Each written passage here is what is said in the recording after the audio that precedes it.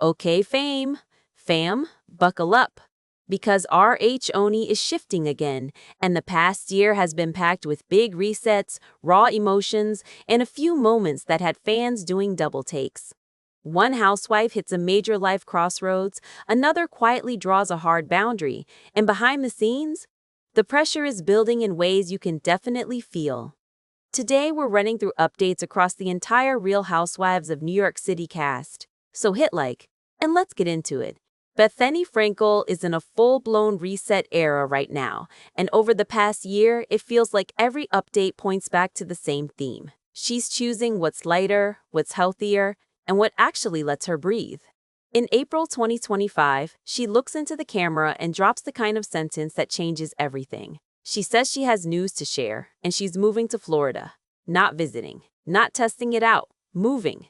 The way she frames it makes it feel less like a flashy relocation and more like a decision that's been sitting in her chest for a long time, finally coming out in one clear, steady exhale. And what makes it even more personal is that her daughter, Bryn Hoppy, is right at the center of it. In May 2025, Bethany shares that during a Florida trip, something very personal happens. Something she doesn't spell out, but she describes it as the moment that flips the switch. She says Bryn, who was 14 at the time, begged her to move. You can almost feel the weight in that word begged, like this isn't a casual request from a teenager, but a plea that hits Bethany where it matters most. Bethany calls it a silver lining, and suddenly Florida isn't just a new zip code. It's a chance to rebuild their day-to-day life around peace. She even says she's purging hard, getting rid of about 70% of her stuff, like she's clearing out more than closets, like she's clearing out old versions of herself. She describes what she wants next in simple, almost startling terms: to feel free, to date, to travel, to have fun. But even in this fresh start storyline, Bethany doesn't pretend everything is glossy. In October 2025, she talks about her former Connecticut life in raw, blunt language. She says it feels like a burden, a trap, even a prison. She calls it stifling, depressing, soul-crushing. And she's careful to say it isn't the state itself, it's what her life there becomes. Still, the emotion in those words is sharp. That's not someone lightly choosing a new home base. That's someone naming a chapter that hurts and refusing to keep living inside it. At the same time, she's hitting public milestones that look bold and celebratory on the surface, but still feel tied to the same internal shift. In early June 2025, she steps into the Sports Illustrated swimsuit runway at Miami Swim Week, an official, photographed moment, and then she posts about it like it's a marker of a bigger year. She calls 2025 an amazing year with Sports Illustrated swimsuit, and the tone is triumphant. It reads like she's letting herself be seen in a new way, confident, visible, unapologetic. And then, right as the year turns, there's a jarring reminder that life doesn't always match the highlight reel. On January 6, 2026, after a New Year's trip to St. Barth's with Bryn, Bethany says she leaves 3 days early and comes home with a facial bacterial infection. She labels it with that very Bethany blend of blunt and darkly funny, saying she's allergic to St. Barth's. But underneath the joke, it's still a health update, still a moment where the body says, enough. Put it all together, and the last 12 months are Bethany drawing lines, shedding weight, and moving towards something calmer, sometimes with celebration, sometimes with bruising honesty, and sometimes with a hard-earned laugh in the middle of it. Sonja Morgan is moving through a year that feels like two stories at once: glamorous public moments that spark headlines, and quieter, deeply personal shifts that land closer to home. In March 2025, she shares that she's in Hollywood, having what she calls a relaxing visit with her daughter Quincy. It's the kind of phrase that sounds simple, almost casual, but it carries weight when it's happening in the shadow of loss. Not long before that visit, John Adams Morgan, Sonja's ex-husband and Quincy's father, passes away at 94. And suddenly, the Morgan family name isn't just a legacy in the background of Real Housewives history. It becomes immediate, tender, and painfully real. By mid-May, Quincy steps forward with her own voice. On May 14, 2025, she posts a tribute that confirms her father's death directly and personally. She calls him the most honorable man I've ever met and says she is so thankful and proud to be his daughter. It's a daughter's grief, but it's also a daughter's certainty. Clear, steady words that make the moment feel intimate even as it's shared publicly. But the world around Sonia never stays quiet for long. In May 2025, a controversy erupts in New York City when a restaurant, Tucci, reports that Sonia is banned after a disputed bill of around $1,000. The restaurant's owner, Max Tucci, says there is no agreement for a complimentary dinner, and he adds that Sonia's assumption shows poor judgment, insisting she is no longer welcome. Sonia pushes back firmly, describing it as a miscommunication. She says, "I, of course, offered to pay and tip, and I did when they finally called me back on Monday."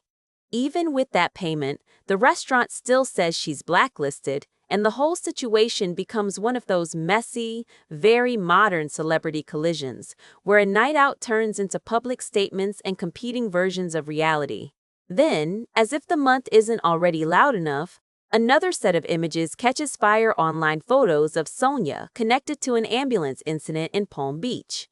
The pictures are dramatic, the kind that make people instantly reach for assumptions. Sonia responds with her own explanation, saying she calls for help when an elderly patron appeared to be in distress. She says she suffers some minor injuries while assisting, and she goes out with EMTs out of an abundance of caution. Her words focus on responsibility and care. "I didn't want to leave. I insisted on making sure she was cared for," and she thanks the first responders for their swift care and professionalism. In her telling, it isn't chaos for chaos's sake. It's a moment that turns urgent, and she chooses to stay with it until she knows someone else is safe. As the year continues, Sonia's public life keeps threading through all of this. Bravo describes her as active, moving, working, posting about travel, walking, staying healthy and in shape, and continuing her live show work with Sonia. In your city. The picture is of someone who is still out in the world, still performing, still showing up, even when the emotional ground underneath her shifts. And by November 2025, at BravoCon in Las Vegas, Sonia is once again asked to explain what the internet thinks it already understands. In an Entertainment Tonight interview, she addresses the viral ambulance photos directly, pushing back against the spectacle and offering her explanation in her own candid tone. It's Sonia, exactly where she's always been, standing at the intersection of real life and reality TV attention, trying to keep her footing while the cameras, the questions, and the headlines keep coming. Luan de Lesseps is moving through this last year like someone who refuses to be boxed into a single chapter. Even when the updates look glossy on the surface, tour dates, TV appearances, a celebratory post, they keep circling back to the same theme. She stays in motion, and she stays in control of the story she's telling. In March 2025, the spotlight swings right back onto her in a very official way, when coverage around Bravo's Love Hotel puts her front and center as one of the housewives leading the series. It isn't framed like a small cameo or a quick reality detour. It reads like a real assignment, an on-camera experiment in love, nerves, and vulnerability. When the show's energy is described through dialogue like, "This is red flag, and red flag," it sets the tone immediately. This isn't soft-focus romance, it's chaos with cameras, and Luann is walking straight into it, fully aware of what she's signing up for. And once the season rolls, what stands out isn't just her confidence, it's how personal it gets. In April 2025, she's openly admitting she's struggling to trust again after having her heart broken, tying that feeling directly to her past marriage and divorce from Tom D'Agostino Jr. The words land heavy because they're not dressed up as a punchline. I'm actually really struggling with trusting people again because my heart has been broken, she says, and it feels like a rare crack in the Countess' armor. An acknowledgement that the glamorous persona doesn't cancel out the bruises underneath. Then, May 2025 hits with a moment that turns everything quieter. Luann has an emotional breakdown that's connected to her late father, Roland Nadeau. The trigger is startlingly specific and human. She discovers a date shares her father's birthday, and suddenly she's not in a playful dating storyline anymore. She's in grief. She talks about him lighting up a room. My father would walk into a room and he would light it up, and then she admits, without trying to make it pretty, I lost my ST. It's vivid, messy, and real. It turns the year's dating show label into something deeper. A woman trying to step forward while still carrying what she lost. At the same time, she's still doing what Luann does. She marks her own milestones too, like a birthday post in May 2025 that reads as a personal checkpoint, all gratitude and momentum. And by the end of the year, her career lane is loud and unmistakable. She celebrates a 5-year Sirius XM anniversary in October 2025, presenting it as proof of longevity. She isn't drifting, she's building a steady media footprint. December 2025 keeps that energy rolling, with cabaret branding and Florida tour dates tied to her Luniverse era, like she's doubling down on the live performer identity she's carved out beyond Housewives. And then there's the way scripted TV folds into her year, too. In September 2025, she's confirmed returning to Murdoch Mysteries for the season 19 premiere, reprising her role as Noelle Victoria, named as a nod to her children, Noelle and Victoria. She's not coy about what viewers should expect either. She teases fireworks and a lot of flirting, which feels perfectly on brand. It's one more reminder that Luann is still crossing lanes, reality TV to cabaret to radio to scripted acting, without asking permission. Even as 2026 begins, her tone stays steady. In early January, she posts a quieter reset, framed around recharging after a busy stretch, like she's checking in with herself before the next run of appearances and performances. Taken together, the last year doesn't feel like one big scandal or one neat redemption arc.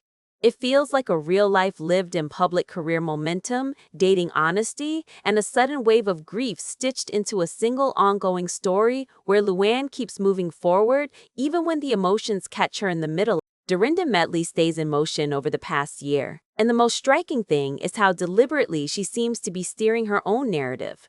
One day through glossy, vibe-forward snapshots, the next through headline-making career moves that pull her beyond the Bravo bubble. By late 2025, she frames herself as someone who keeps changing shape without apologizing for it. In mid-December, she posts what reads like a statement piece. The Many Faces of Dorinda Metley. And the tone is not defensive, it's assured. She's still evolving and still grateful, and it lands like a quiet reminder that she's not stuck in any one version of herself, not even the one fans think they know best. That sense of control shows up in smaller, more intimate moments, too. In November, she drops a simple, back home. New York City reel. Back at home, I'm a real New Yorker baby. And it's almost cinematic in its familiarity. Dorinda back in her element, leaning into the city energy that always seems to sharpen her. A few weeks earlier, she's posting about a night out with the kind of bright, almost performative optimism that feels intentional. A smile is your best accessory. Then, as October rolls on, she's in full spooky season mode, giving a nod to her family circle by spotlighting White the Lady, S the DJ in her caption.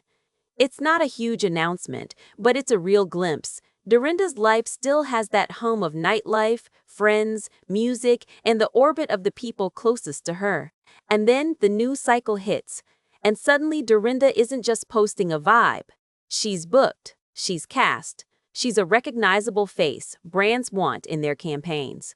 In June 2025, her name is confirmed in the season 4 cast for The Traitors, a clear statement that she's still a high-value reality competitor and still willing to step into an unpredictable arena where social instincts matter. Earlier in the year, when the trader's conversation is loud, she speaks openly about how hard it hits emotionally. She says getting taken out first is unexpected, as she doesn't soften what it does to her. I cried my eyes out. It's raw in a way that feels familiar to anyone who's watched Dorinda over the years. The pride, the intensity, the sting when something ends too quickly. She's also very clear about her personal autonomy as 2025 begins. In January, her dating life update is less about romance and more about agency. I get to do whatever I want. It's a line that sounds like a boundary and a mantra at the same time. The kind of sentence you say when you've learned what you will and won't negotiate anymore. Then come the crossovers, proof that Dorinda remains a name, even as the franchise landscape shifts. Over the summer, she appears in the promotional world around Real Housewives of London, a familiar face used to bridge audiences and signal that this universe is expanding. By October, she's also part of a national ad campaign for Words with Friends, sharing the spotlight with Dorrit Kemsley, another reminder that Dorinda's recognition has real commercial weight. Even when the headlines aren't about a cast list or a campaign, she stays present in the larger conversation. Late in 2025, the RHONY future chatter grows louder, and Dorinda's name is still part of the gravity around legacy, interest. Still a reference point whenever the next era is discussed. And in the quieter corners, there are the relationship check-ins that remind fans the old dynamics never fully disappear, like coverage revisiting where Dorinda and Alex McCord stand now. Through it all, posts, press, casting confirmations, Dorinda moves with a steady message. She's here, she's evolving, and she's doing it on her own terms.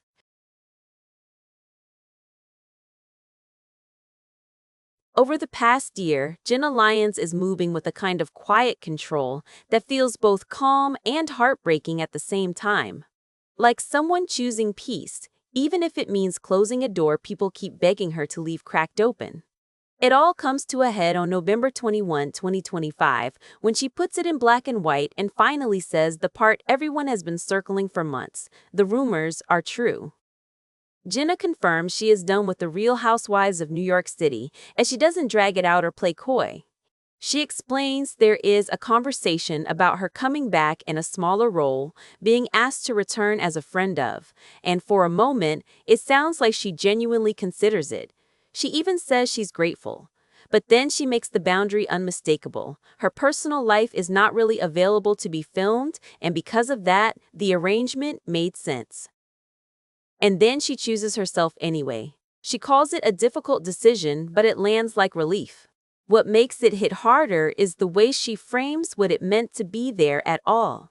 Jenna points out she is the oldest woman in that cast mix, and the only openly gay woman on the show, something she describes as meaningful. There's weight behind that, like she knows exactly what she represented, and she's still saying no. Not because she's ungrateful, not because she's angry, but because the cost of access is too high. And she doesn't make it sound like a war, she makes it sound like a truth. That theme, showing just enough but not surrendering everything, runs through the rest of her recent public life. In the same year, there's a relationship milestone that's tender and strangely on brand for Jenna's version of intimacy. She reveals that she and Cass Bird share what she calls an emotional ceremony in Texas, an unofficial wedding, not legally binding, but deeply meaningful. It's romantic without being performative, a private commitment that still carries a sense of ceremony and memory. And even there, she isn't rushing to formalize anything. She holds the moment with softness, as if to say, this matters, but it's still ours. Bryn Whitfield is still in that in-between space where your life looks shiny on the outside, but the weight underneath is unmistakable. Over the past year, everything about her public story feels like a pivot, away from the noise, away from the nonstop scrutiny, and towards something she can actually control. And the wild part is, she doesn't announce it with a press release or a polished statement first. She lets you feel it through the moments she chooses to share, and the moments she finally refuses to relive. Back in January 2025, the aftershock of the season 15 finale is still hanging in the air, and Brynn is speaking in a way that sounds less like reality TV banter and more like someone trying to protect their own sanity. She describes the conversation around her as disgusting because she is talking about suicide and sexual assault, and, in her words, people respond with, "Brynn, we feel taken advantage of." That line lands like a cold slap because it shows just how quickly pain turns into ammunition when cameras are involved. She also acknowledges the messiness of memory in the middle of trauma. She says she is hysterical, she's not even sure what registers, and the uncertainty becomes the very thing people use to question her. By February 2025, the reunion energy is even heavier. Brynn isn't just defending herself anymore. She is visibly carrying the fear of what can't be undone. She says, "I can't undo it." And it doesn't sound like a dramatic tagline. It sounds like regret mixed with panic, like realizing a fight has grown teeth and now it bites everyone involved. Around her, the cast is accusing her of weaponizing trauma. And you can almost feel the room tightening because forgiveness gets mentioned, but the closeness doesn't come back. Even when Ubas says she forgives her, it's clear the friendship doesn't return to what it was. That's the kind of ending that doesn't resolve, it just leaves a bruise. And then, something shifts. In March 2025, Brynn starts putting her energy into building instead of defending. She announces her podcast, Please See Below, and frames it as a real milestone, something that belongs to her, something that can't be edited down into a soundbite. It's a different kind of spotlight, one where she controls the questions, the tone, the pace.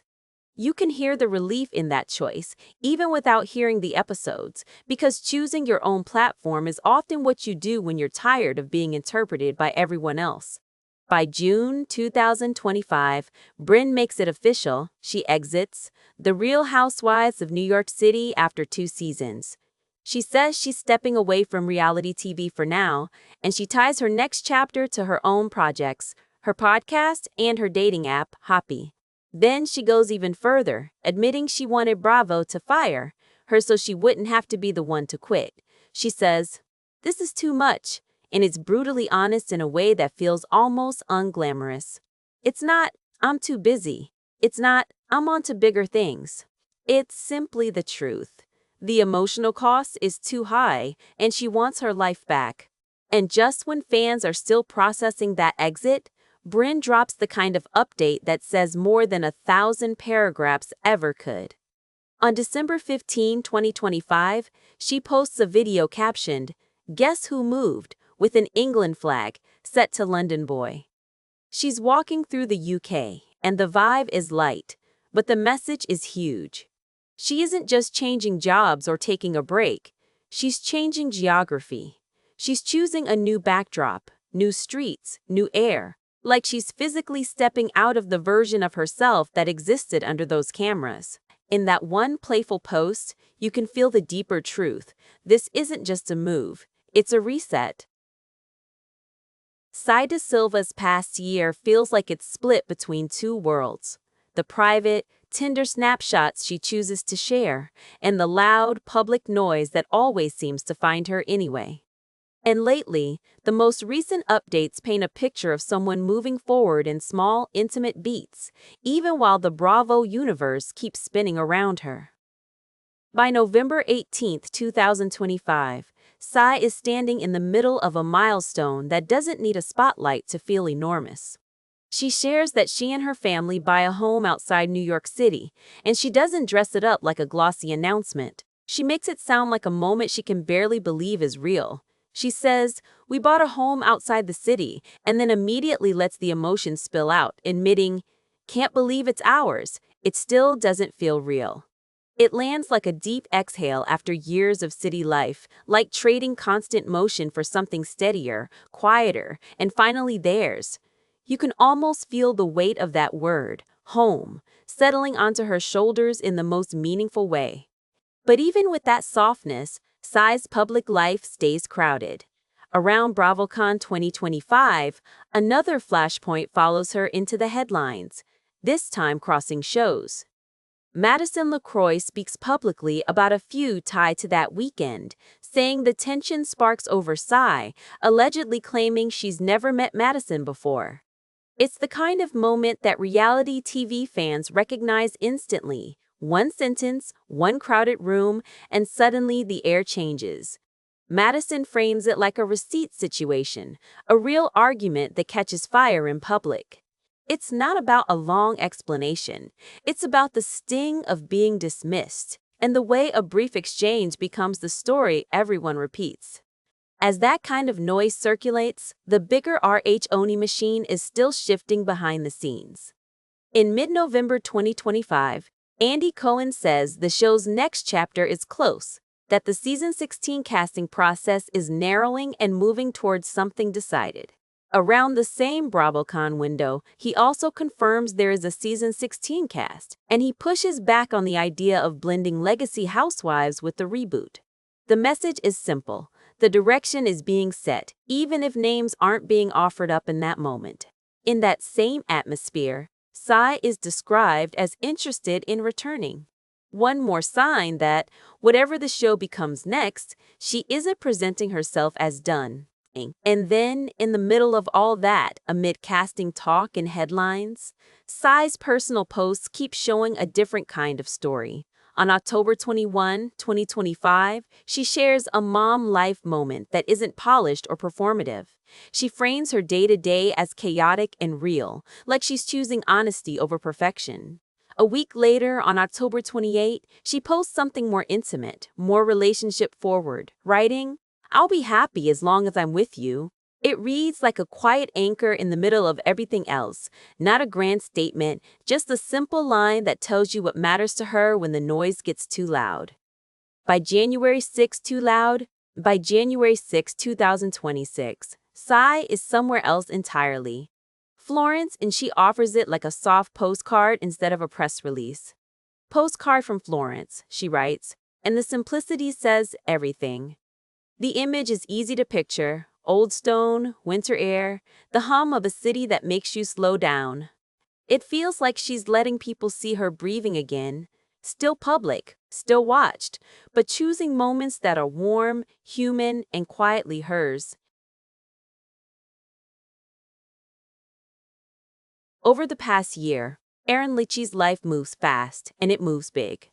One minute, she's in the middle of a public conversation about who she is and how she's perceived. And the next, she's quietly stacking milestones that completely reshape her daily reality. She's building a brand, building a home, and most of all, building her family, right in front of an audience that watches every choice with a magnifying glass. By March 30th, 2025, that everything is changing. Feeling becomes real in the most tangible way possible. Erin welcomes her fourth baby with Abe Litchie, a son she names Jack Hunter Litchie, as she shares the moment with a simple, unmistakable line, "Jack Hunter Litchie," followed by "Crazy in Love." It's the kind of announcement that lands like a soft exhale after months of anticipation, joyful, intimate, and final in its certainty. Whatever chaos exists around her public image, whatever noise follows her name online, this is the kind of news that narrows the world to a single point: a newborn, a family, and that surreal new parent quiet where everything feels louder and more fragile at the same time. And while Erin is stepping into life with the brand new baby, she's also stepping further into a more direct, more personal lane with her audience. In April 2025, Erin and Abe launch a relationship podcast called Come Together, with a clear promise. They're talking love, sex, marriage, relationships, friendships, business, pulling back the curtain, not tiptoeing around the messy parts. There's something bold about choosing that kind of honesty in the same season you're adjusting to a newborn. It signals that Erin isn't trying to shrink her life into something neat and easy to summarize. She's saying, "This is who we are. This is what we're navigating, and we're willing to talk about it out loud." That willingness to speak plainly shows up again in the way she frames her own relationship with alcohol. On March 12, 2025, Erin posts a reflective statement that starts with, "Alcohol was always a blind spot for me," and then asks people directly, "Is it for you?" She doesn't soften it into something vague. She puts it in clear language, like someone naming a truth they've been carrying around for a long time. It reads like a personal line in the sand, an emotional pivot that feels less like performance and more like self-awareness made public. Then summer hits, and Erin's life becomes even more physical and concrete. Boxes, keys, doors closing on one chapter and opening on another. On July 2025, she posts a moving day reel and frames it as the kind of moment you almost don't trust at first. Pav, you're moving into your dream townhouse, and she adds that she literally can't believe it. The next day, coverage confirms it's an Upper West Side townhouse on West End Avenue, and it's described as not a standard rental and not a standard sale. It's not just a new address. It's a statement, a family move that feels like arrival, like intention, like deciding what kind of life you want to live and then actually building it. At the same time, she's not letting her career shrink into one box. In July 2025, there's a focus on Erin and Abe expanding Mescaline while raising 4 kids, newborn included. It's the picture of modern reality. TV adulthood, not just being seen, but doing, building, grinding, balancing. Erin is living in that constant split screen where family life is happening in the foreground and a business plan is running in the background every day. And by fall, her host identity becomes something she turns into legacy. On May 8, 2025, Erin announces her debut cookbook, She's a Host, with the publication date set for October 28, 2025. She ties the spark to fans caring about her signature shakshuka, saying she realized people really cared and loved the recipe and that many didn't know what shakshuka was before she shared it. When October arrives, she celebrates the cookbook season publicly, calling one event a party of my dreams, and she also speaks about how the process deepens after her father's death, turning the book into something more than food, something about memory, roots, and what it means to carry family forward. Even as she builds all of that, Erin is still talking about the show and the future around it. In late October 2025, she weighs in on RHONY's next chapter, describes herself as a really good friend, and says being a girl's girl is core to how she sees herself. It's a quiet insistence on her own identity said plainly, while her life keeps transforming in real time.